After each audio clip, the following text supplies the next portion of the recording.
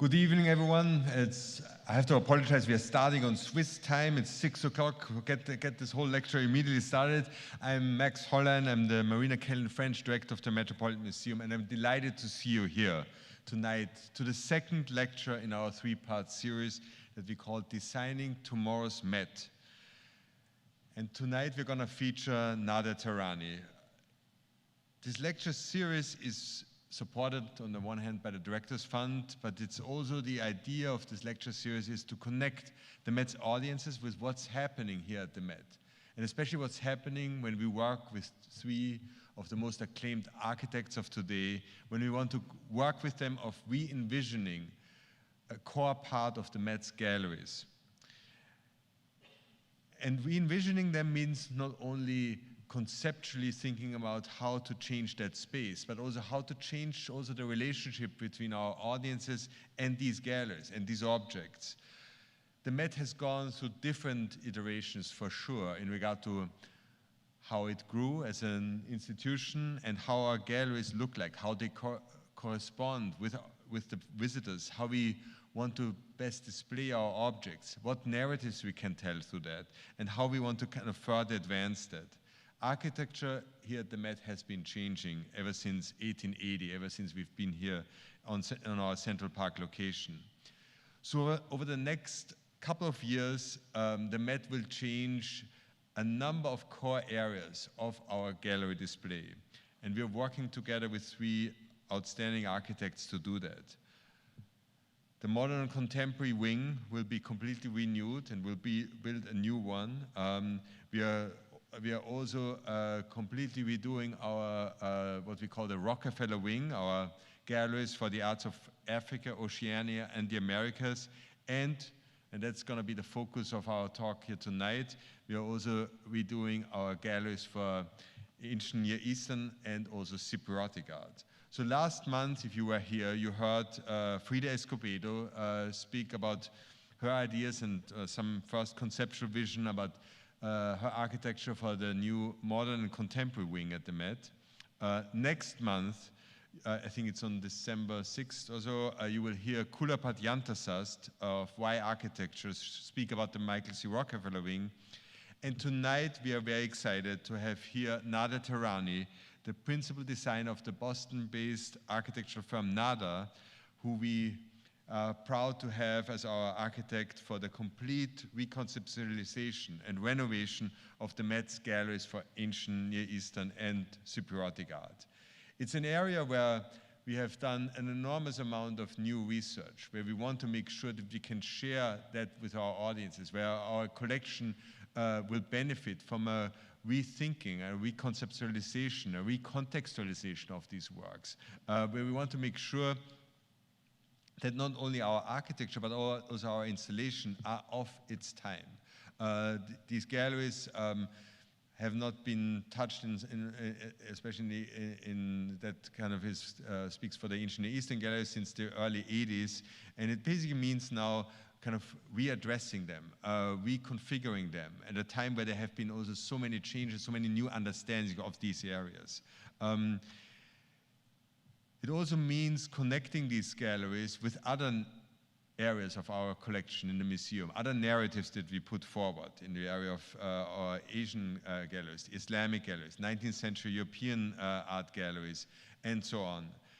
In order to accomplish that, we needed and we need an architect who understands the complexities of museums, the fascination for objects, as well as has the subtlety to foster the fascinating narratives and stories that we can tell about that. We have been deeply impressed by Nader's architectural practice and also by his thoughtfulness about understanding objects, understanding cultures, and understanding how architecture can play such an important role in being that not only mediator, but actually the amplifier of all that we want to make sure we can convey. Nader Tehrani has been working as an architect together, of course, with Nader over 25 years as an enormously influential and important architectural office, very research-based, but also, of course, heavily involved in construction, building new buildings. I think we have seen important buildings, especially also in this cultural context, with the Artist Housing Complex in Boston, the Telluride Arts Center, the Ramian Cultural Center in Seoul, the Melbourne School of Design. I think the North Hall of RISD is, of course, another major project, and the MIT site in Boston is also something that kind of a recent project of Nader. Nader Tehrani is the former head of the Department of Architecture at MIT, and until recently was the dean also of the Irving and Jennings School of Architecture at the Cooper Union, where he's now a professor. He's just so busy right now with the Metz project that he felt dean is enough. He served enough as dean, now professor, and there are many other things to focus on right now, especially also here at the Met. And you will see probably tonight also the outcome also of what has been an enormously fruitful discussion and conversation that Nader and his team have had with our buildings team, with our exhibition team, with our collection teams, and especially also with our two department heads who are deeply involved in this project and who will then have a conversation together with Nader after his presentation. And that's Kim Benzel, the curator in charge of our Department of Ancient Near Eastern Art, and Sean Hemingway, the John and Carole Moran, curator in charge of the Department of Greek and Roman Art, in charge of the Cypriotic galleries. So it's now my pleasure to introduce Nader Tehrani and ask him up here on the stage. Thank you for coming. Thank you.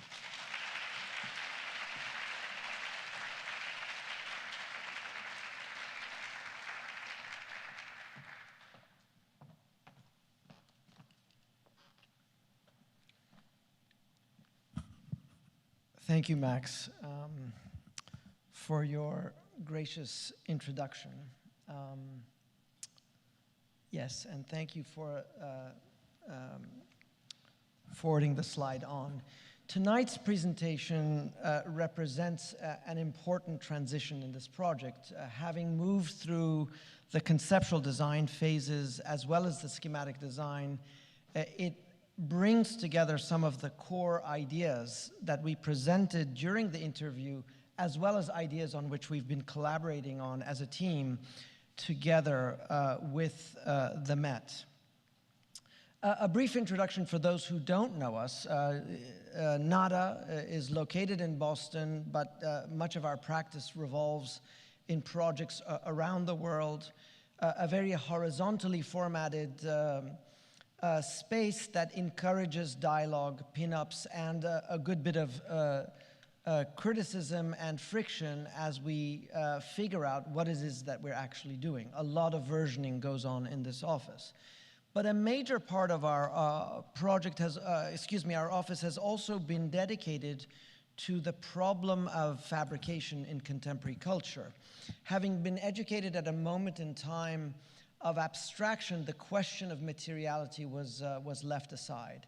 So much of our research revolved around the means and methods of construction and how to bring conceptual thinking back into dialogue with construction itself.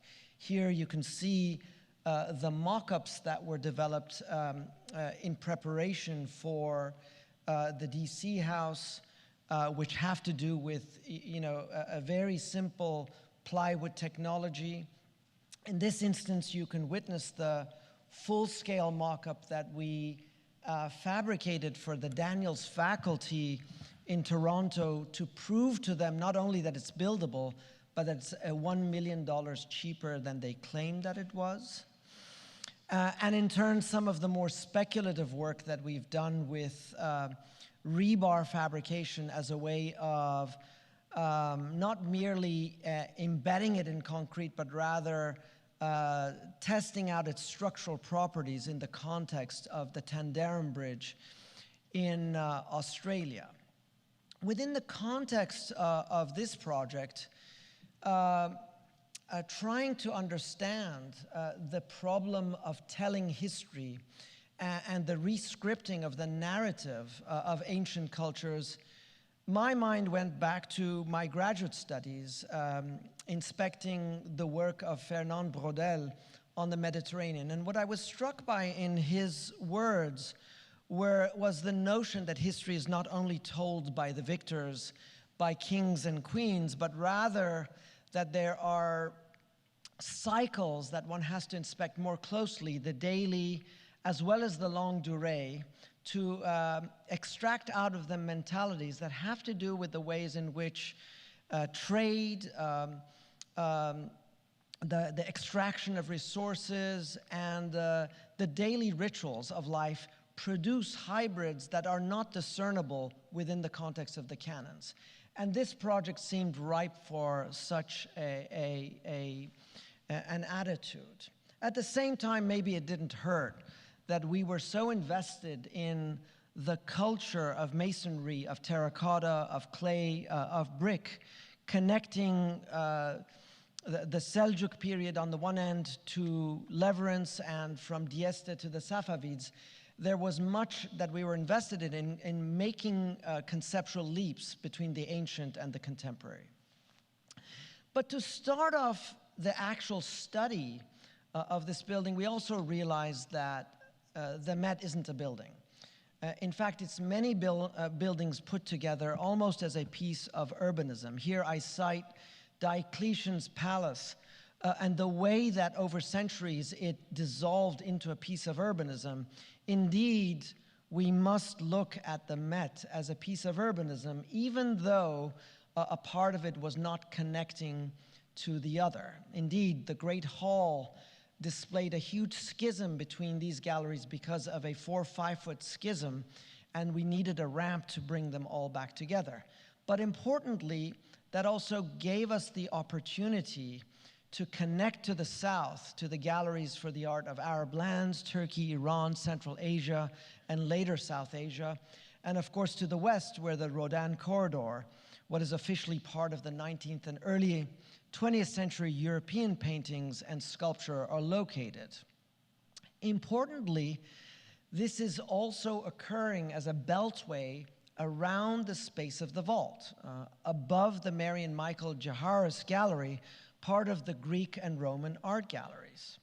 And the space of the vault became a central part of our collective imaginary as we imagined what it is to design in the space, trying to extract out of this what is the connection between those vaults and nature, the connection to ancient cultures such as Ctesiphon, or the connection to the Kurion ruins. We realize that these are leaps that need to be made, but more importantly, that in contemporary culture, if we forget the role of the reflected ceiling plan, we may become the very victims of the very infrastructural elements that go up above.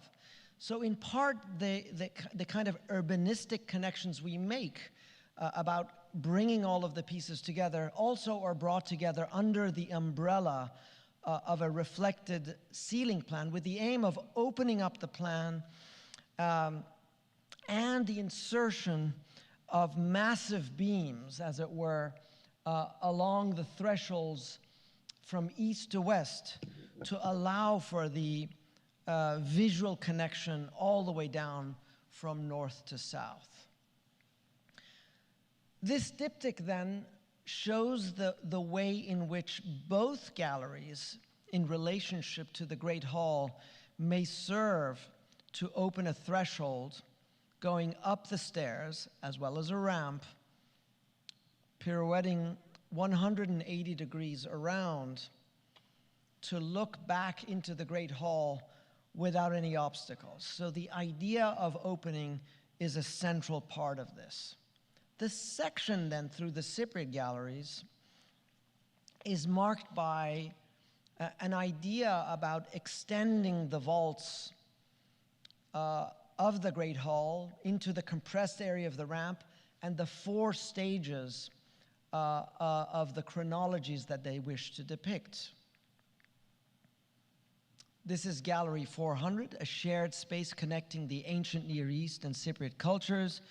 embodying not only the influences of others, for instance, of the Greeks onto the Cypriots, but also of indigenous traditions that make certain artifacts unique. These two in combination reveal the cross-pollination of influences, rituals, and traditions.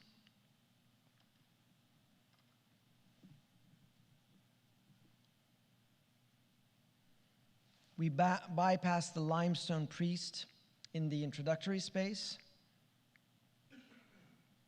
Then in gallery 406,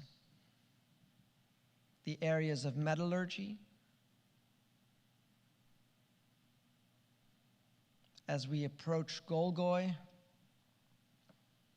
you can see the bearded man, eventually on axis.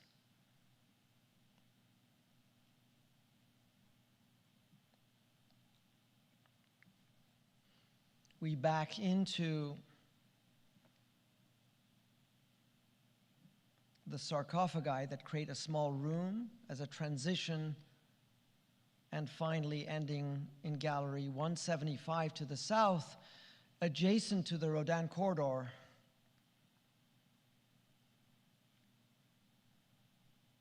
With two Aphrodite in the foreground, one more influenced by Cypriot traditions and the other by Romans. In turn, the section through the ancient Near East galleries produces a similar connection with the idea of vaulting, in this instance a monumental and civic dimension vault that challenges, in fact, the dimensions of Ctesiphon. Here we start with gallery 402 in clay and creation, and in this instance, similarly going up to gallery 403, we enter into the arena of nature and cosmos in ancient Iran. In the distance, Hasanlu, a major historic episode, a punctuation mark, not of any conventional kind, and then bypassing the Babylonian period, the Sasanian connection eventually, and finally ending in the elevator vestibule to the south, where you can see the all-important Mushushu on the right-hand side. All of these in service of an architectural promenade that brings together the collections and the cultural connections across cultures that today are overly obscured. And so the two sections in comparison show the way in which the Cypriot galleries are punctuated by a more conventional cadence in relationship to the Great Hall, whereas the long arch, as it were, the large vault of the ancient Near East tracks its time in relationship to a different cadence. The vault and its system, as you can imagine, are very important because they come in ribbons, as it were, and the reveals between them are the space of lighting, are the space of coordinated sprinkler systems, security cameras, and mechanical systems. And so they form a significant part of a technical requirement here, amplified towards other architectural resonances. As we did our initial studies, we came to realize that the entry is not just in the Great Hall as we might have entered on, but actually the connections to the elevator to the south that you can see on the left, as well as the painting galleries, are just as important. And so the volume of people produces a multi-directionality such that the entrance is as much important here, with the Islamic artifacts to the left, the Rodin galleries in the far distance to the left, and on axis, the Gudea from the Neo-Sumerian period, situated on axis as an emblematic piece. And to the right, the ancient Near East, which in turn connects to the north. Here, the Assyrian court, The reliefs are in gypsum alabaster and were noted to have color on them, here depicted with projections to the left. The theme of color becomes a major discussion in this whole project, and the way in which affect and character enter into the design of this project.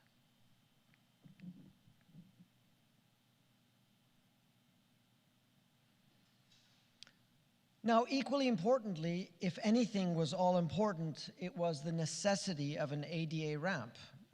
But we needed something more than that. Indeed, located in what is essentially a closet today, that zone serves as a threshold, in fact, to connect the Cypriot and A&E collections, and is located in the zone of the vault underneath as we speak.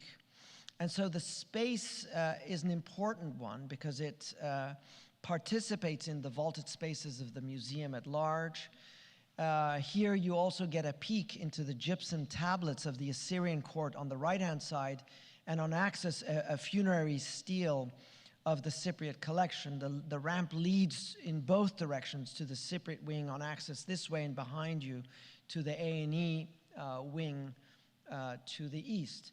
The question of promenade is nothing new to our office, certainly, and here you get a peek into some of the earlier practices of opening up an internal street in the Daniels faculty to connect it to the rest of Toronto, but also generally the idea that even the inner core of these buildings is somehow connected to making urban connections to the outside, to Spadina North in this case, allowing what is usually insular to leak out of the building and make cultural connections to the city around us.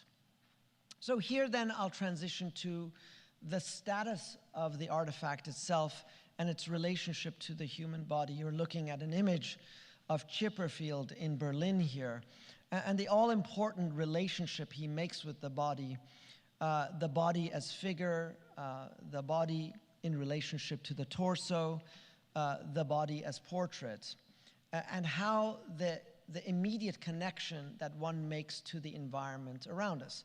What is at stake here, of course, is the difference between the museum as a white box and the museum as a kind of potent signifier. I have two examples here.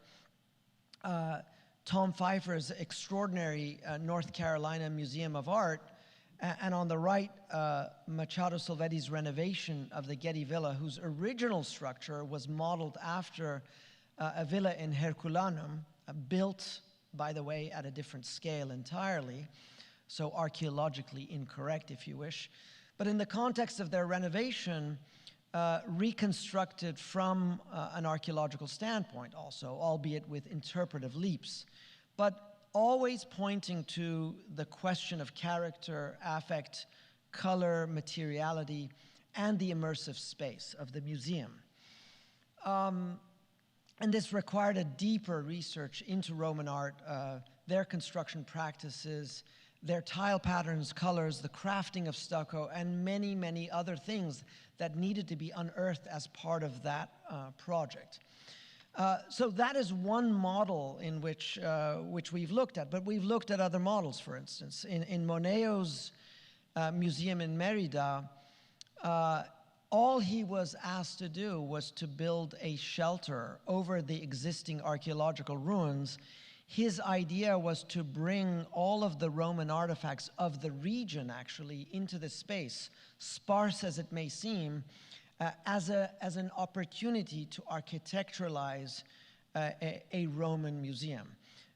What you don't see in this image is the deft and subtle way in which he extracts the mortar out of the construction such that the brick appears to levitate despite the compressive vaulted structures that you see. And so even this isn't a pure interpretation of Roman architecture.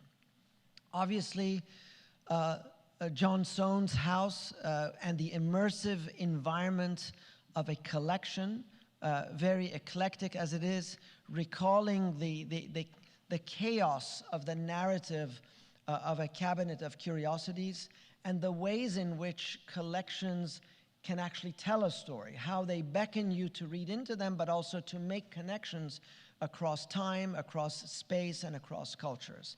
And the more recent interpretations of nature by Koichi Takada, recalling natural phenomena, whether you think of this as an organic rock or the spaces of Petra, all of these come into play in our thinking as we work through the problem of imagining whether the architecture is a protagonist or merely a neutral backdrop. Here, in the context of the Melbourne School of Design, we actually had to think through the ways in which an existing facade needed to be documented, opened up, its windows had always been closed, given buttresses behind to structure that facade, establish a new liner on the interior, penetrate new windows out, and most importantly, give it lateral stability in the context of a new classroom that vaults over the gallery down below that we just saw. Again, a way of imagining unsuspecting forms that emerge out of a classical tradition. In the context of our galleries, what was all important is that by opening up these spaces, what you gain back is what we call the torus wall, a continuous wall that is fashioned in some way or another around the unsuspecting alliance of the curators around the Mediterranean Sea and the skies, the ways in which they bring together turquoise and lapis lazuli.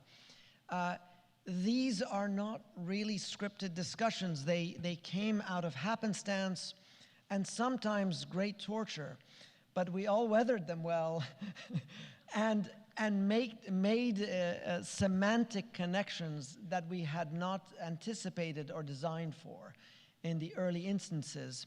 Here, fashioned as a stucco, embedded stucco process in the context of the ancient Near East, the carvings of deep niches within the depth of the wall, and in the context of the Cypriot collection, projections coming out of that wall, all of which produces an open plan that produces provisional spaces en route, but the plan remains open, and in this sense, contemporary, a free plan, as it were. As such, the organization of artifacts are fashioned around a field condition, what we call in architecture a field condition, what appears to be random and chaotic, but what is actually formed around discrete subdivisions of collections, provisional rooms, which are all brought together around what I call a picturesque promenade. Of course, it recalls Lina Bobardi's extraordinary work in Sao Paulo. In our context, needed to be given more spatial definition through a series of what I called carpets or ribbons that perform different duties in the two collections. The evocation of rooms without walls, wood floors on the Cypriot side, terrazzo on the ancient Near East, with limestone serving as a glue, bringing them all back together.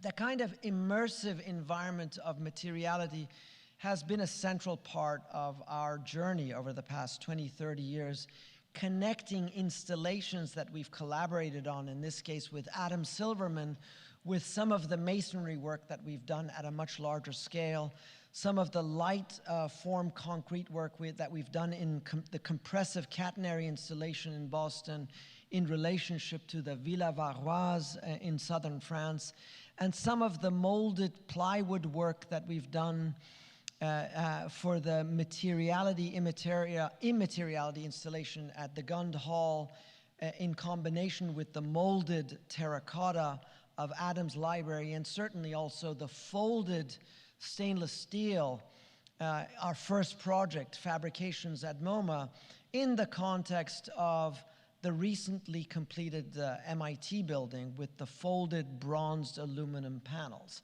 All of these serve as a kind of material backdrop for how we operate, not in a state of abstraction, but always thinking about the means and methods of construction.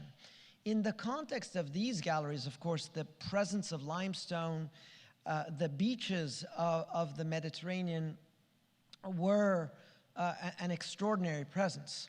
So too, the characters around the table. Beyond Sean and Kim, there are at least 5 to 7 curators alongside them, sometimes with incredible discussions around the physical model, but of course, like all of you in the time of COVID, masked and also mostly working virtually on mural here, and really looking carefully at each artifact, of which we knew very little. Me and my team constantly learning to this day about the relationship of these artifacts in the context of making a larger story. And these stories come together in these discrete rooms that I described a little bit earlier, that in the chaos of the field condition, there are provisional moments that are all important. For instance, as you enter in Gallery 406, the reception room is framed by the terracotta chariot crater vessel in the foreground to the left, and on axis with Heracles with a sepia backdrop drawn from the pigment of the earth of its region.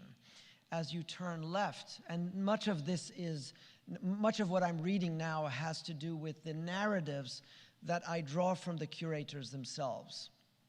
The copper ingot in Gallery 406, according to Sean's words, here we see the entrance to the Cypriot galleries from the north. Cyprus was famous in antiquity for its copper, which gives its name to the island. Kypros in Greek means copper. The late Bronze Age ingot, 70 kilos of pure copper shown here on the left, represents the mass production of copper on the island, which was exported all over the Mediterranean already in the 2nd millennium BC. The rod tripod stand next to it. It gives the visitor a good sense of the high quality of bronze artifacts being made on the island in this early period. As you go into the next gallery, the head of the bearded man of Golgoy, the Chesnola collection of the Cypriot art is most famous for its limestone sculptures, the finest of such collections in the world. The new display you see here presents the most important examples from the sanctuary at Golgoy. Further south, the amethyst sarcophagus, the gallery for classical Cyprus of the 5th and 4th centuries BC, brings into dialogue 2 great contemporary sarcophagi from the collection rendered in very different styles.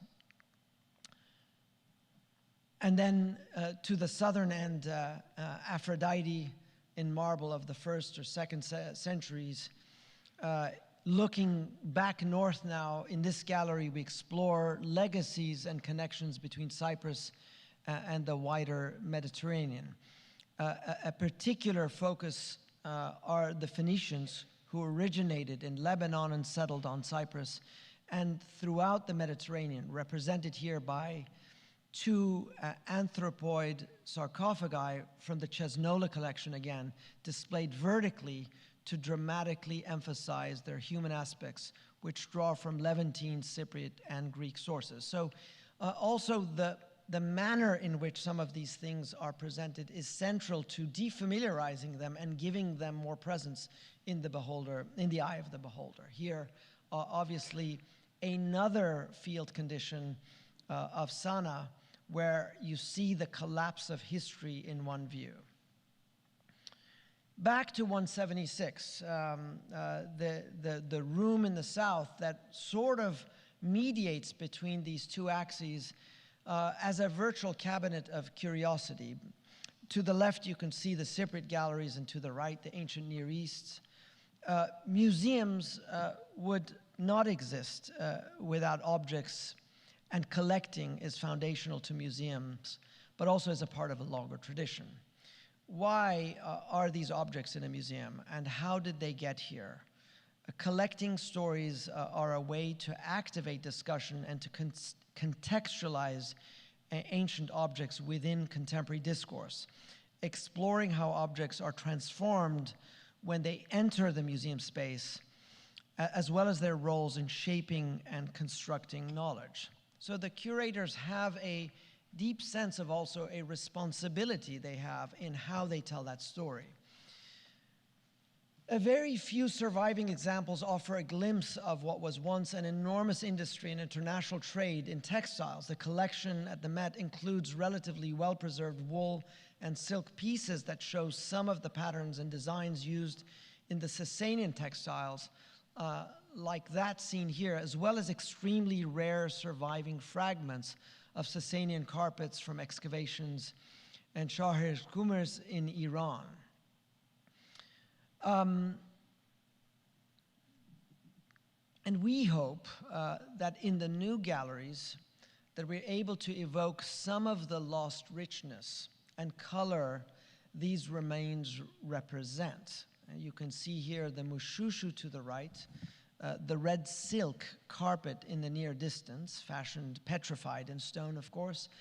And below and beyond the view, we cite the Hasanlu installation to the north. Hasanlu was an important site in Iran. And this threshold represents an all-important pressure they underwent by both the Assyrian and the Urartians, eventually succumbing to one or both of them, violently destroyed with all of the remains intact, though charred. Among other things, this site exhibits the ugly underbelly of power and ultimately of empire. But also, Hasanlu is a testament to living cultures. How do they survive through the very artifacts that are the evidence of their daily cultures? And ironically, how fire also served as a preservative for them because it was able to maintain everything intact. And to the right, we come full circle back to Gallery 403, defined by the lapis lazuli carpet that serves as a bed for the gold in Mesopotamia, which was frequently associated with the divine, such as in these pendants, which additionally represent particular gods and goddesses in their emblematic form and manifestation. Within this collection, bronze was a prized material in Western Asia and used for all sorts of purposes, from rituals to weapons, and so important as a material that it notably gave the Bronze Age its actual name. Gallery 403 is dedicated to navigating the relationship between humans, nature, and the divine.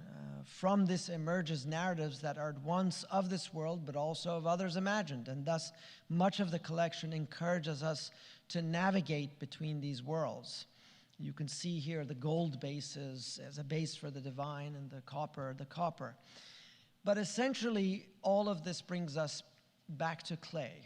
Clay represents the physical and the mental landscapes of the ancient Near East. Life in the region was shaped by the interaction of earth, of water and sun, and by the equilibrium between order and chaos. People, in turn, shaped their world by molding mud bricks, pots, figurines, and other objects from clay, and used clay to communicate information in the form of writing, seal impressions. And here, back into the entry threshold into clay and creations, with the Assyrian court to the right and the Great Hall behind us. We're entering into a phase right now where we need to deal with the question of wayfinding, of signage, and other forms of information. We're working in close connection with Marco Ski on the graphic design of all of this, but all important is an idea about how that is not a mere subtext to it, but is a protagonist within this context. I use Matt Seiber's work as a demonstration of that. But most importantly, I bring you back to the question of the museum as a white box, and as an alternative, the many ways in which architecture may serve as a protagonist to produce the kind of affect that you see here in Heavenly Bodies, or in Robert Wilson's Lulu, or may I say in Wes Anderson's Life Aquatic. All of these represent a way in which we need to walk a very, very careful and delicate red line between upstaging the art or framing it in its right capacity. And some of our projects have tended to walk this thin line before, but as we enter into this next phase, what we hope to be able to do is to give it material specificity, bringing these two great cultures together. So I end now with this image of Gallery 176 that you've seen before, that brings this presentation to a close, and I'll ask now the curators to come up and join me on stage. Thank you so much.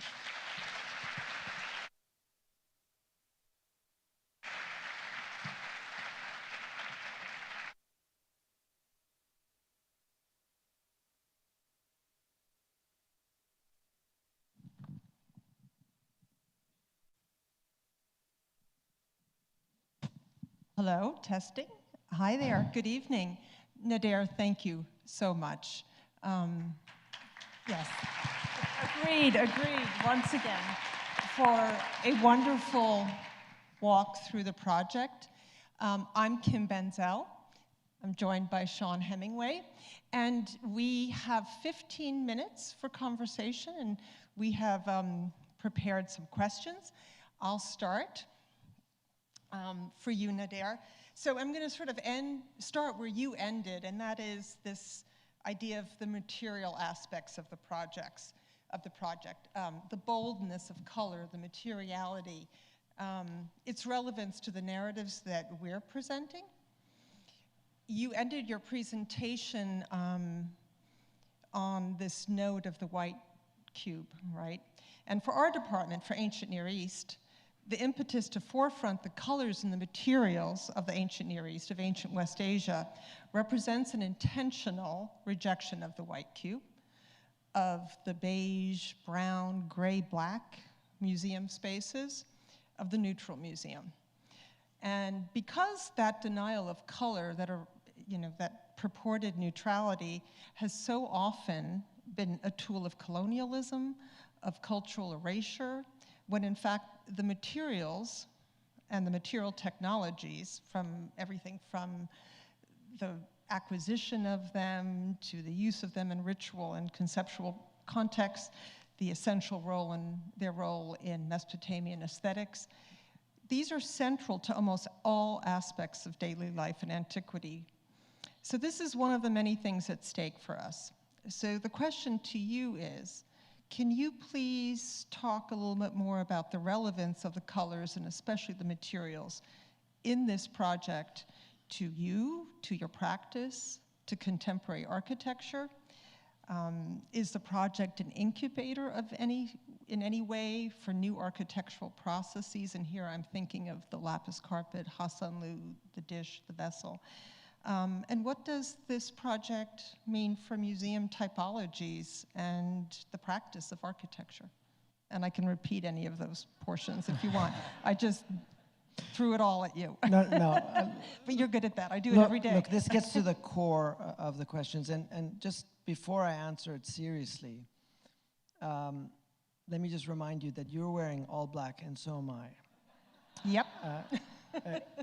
Now, but we're on a red carpet. I know. Is the all black box any better than the all white box? I think that the modernism's penchant for abstraction as a neutral vase within which art works is a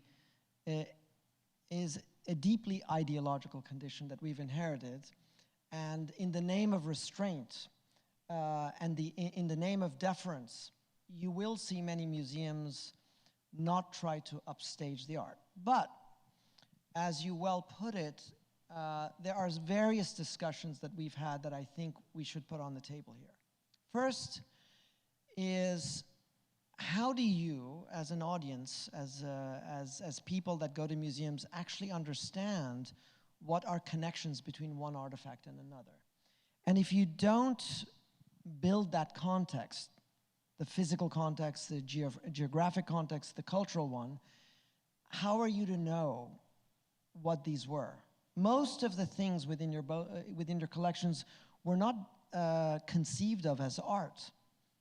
They were artifacts, objects of daily life. Some of them were meant to be destroyed, but they didn't. And now we have repositioned them, aestheticized them, given them value. So, so the first question is, if for didactic reasons we're trying to build that context, how do we build that context? And then there's the question of discipline. When you're trying to evoke the character of something, is it not worth doing the proper research of understanding archaeologically what the size of a brick was, what the size of a tile was, what is the process in which stucco was modeled or laid? So part of that, in my mind, comes into a kind of historical discipline that the museum is not just entertainment, it also has a pedagogical function. Second to this is that there is, for better or for worse, this is now coming more as a personal response to the question of materiality. It is not uncommon within the education of an architect that forms and spaces are conceived in the abstract and later, much, much later, specified as materials, as if you go and take from a catalog something and you specify it here or there, as if you can do such a thing. A good part of our practice has revolved around what I call the catalytic detail. That is, you develop a material understanding of a medium, and through that evolves the possibilities of many worlds, spatial, formal, that transform the very experience you have in those spaces. What I'm interested in your collection is twofold. One, the archaeological. How do you genuinely understand ways in which things were built in a different age, things that we've inherited, certain continuities, as well as those fissures, the disruptions that brought death unto certain processes.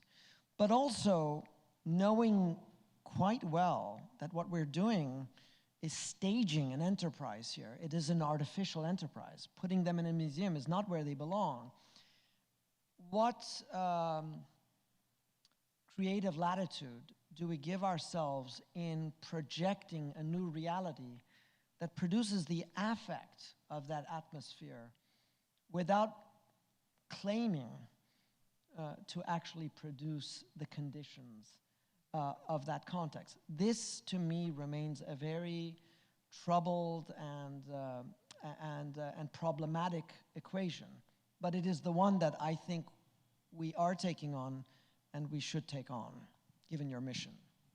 So this is a question for both of us, right?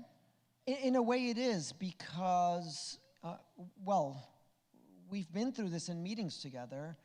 On many instances when we've modeled something, you'd say, no, this is incorrect, because this would have been done this way. In many other instances, and I'd say there's a cultural divide between chroma and materiality. When we know a color is part of a certain culture, we're allowed to Photoshop it right in. But when we know construction is at the core of it, we know that the bonding of a brick or the patterning of something has cultural associations that are quite peculiar to a certain geography and to a certain set of people. So I think straddling the world of chroma and materiality, or let's say chroma and means and methods, is something that we will get into in design development.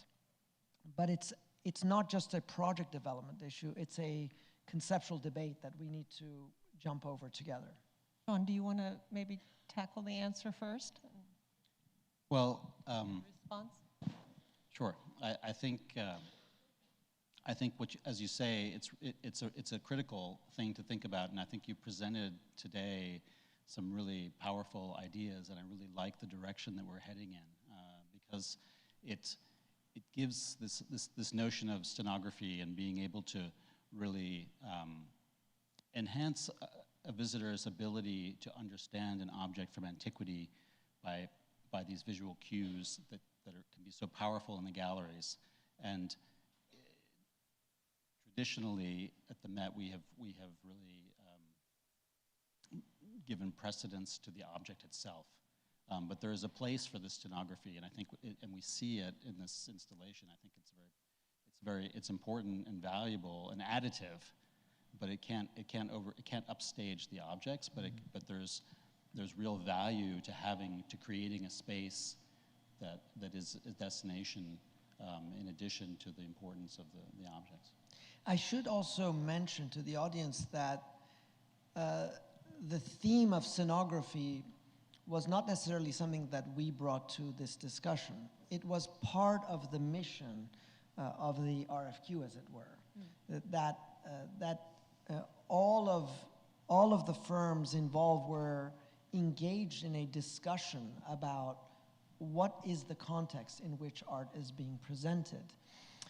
But in architectural mentality, the idea of scenography is associated, of course, with theater, with film, with stagecraft, and therefore artifice, what many architects think of as a kind of problematic point because of their claims to truth and foundational knowledge, as it were. And so these two run into conflict with each other. Those of us, let's say, who are much more conversant with the ways in which tectonics works in architecture, not only as the actuality of material, but also representational in the way that they imagine symbolic orders, know that scenography is at the core of every debate of architecture. So in that sense, we also find this problematic point to be at the heart of the ideological battles that architects have internally. Well, that's super interesting, because for us, I would say, especially, and I'm not speaking for Sean, but in the ancient Near East, I mean, we have always held, and I think many people do, that the whole notion of a museum is artifice. It's a construct, right? None of the objects, and this goes, I would say, most especially for objects from non-Western cultures, for whom very often objects were never meant to be seen by anyone but perhaps the gods or very few restricted people. And as you already mentioned, that oftentimes these objects were ritual objects. They needed to actually actively be decommissioned, broken, buried after their use, their lifespan was over. So it is completely antithetical and anathema for them to even be on display, let alone on a pedestal. So I would argue that the scenographic element, the artifice of scenography, of the stagecraft that you're referring to, is actually not at all incongruous with the notion of a museum and the idea of telling these narratives, of immersing the visitor in a world that they may not be familiar with. And I think what you've done and you've helped us understand is what is possible in a very contemporary way. I'll refer to my favorite thing, the lapis carpet and the gold and bronze cases. This is an early section of the story for the ancient Near East, and the Sumerian temples, we know, were clad in gold and lapis. So we're not doing a diorama, we're not showing a photograph. We can't, they don't remain. But you're evoking that world and that magic and that affect. The bronze cases, as you already mentioned, stand in for the Bronze Age. So there are these visual cues that you're talking about, Sean, that actually are didactically so important, even if the visitor doesn't necessarily understand what they're feeling, but they're immersing themselves in something. And I think that's where the scenography, even if it is artifice, is actually perhaps more authentic than, the object's excavation is destruction, right? Archaeology is, once they're out of the ground, they're out of context, even the excavated ones. So it is a really interesting tension that you're pinpointing that we're very used to, and I think, you're helping us work through. You also asked, so how and we does have 1 this- minute left, Okay. by the way. I see 5, but anyway. No, that's 6:59. Okay. No. Oh, it went from No. 5 to 1 minute. 1 minute. You brought up the question of the relevance of a project like this and why at this moment in time. And I have to say that the questions that you posed are things that you have been struggling with, all of you, for some time, but they also coincide with a pedagogical moment that all institutions are dealing with the question of canons, of how knowledge is colonized and how one is able to reveal other narratives that are embedded in there. I don't believe that it's as simple as pitting this project against the white box. There are many white boxes that do quite elaborate and sophisticated things. However, I think what this project is aiming to do is to bring in other contexts and other techniques to, in a way, reveal other sources within which knowledge is produced. And if that can decolonize, as it were, an idea about what the service of the museum is, what the function of the museum is, then this is a point of departure.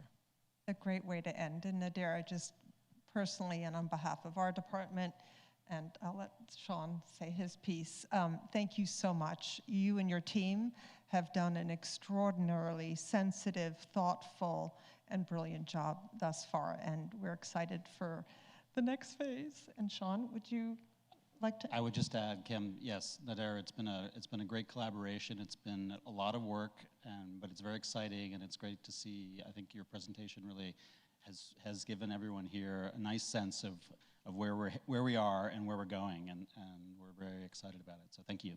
Thank you both. Thank you all.